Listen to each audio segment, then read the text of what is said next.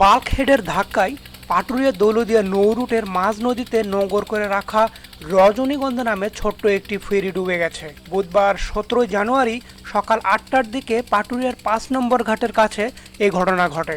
এ ঘটনায় এখন পর্যন্ত কোনো হতাহতের খবর পাওয়া যায়নি। 6 জনকে জীবিত উদ্ধার করা হয়।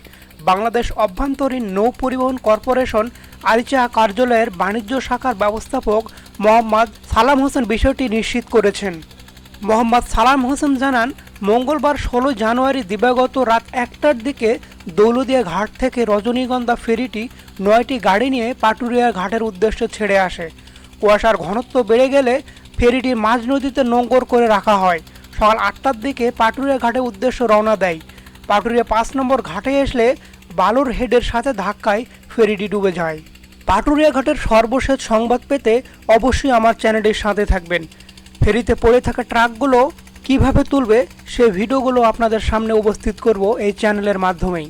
আপনারা অবশ্যই সাথেই থাকবেন এবং সাবস্ক্রাইব করবেন।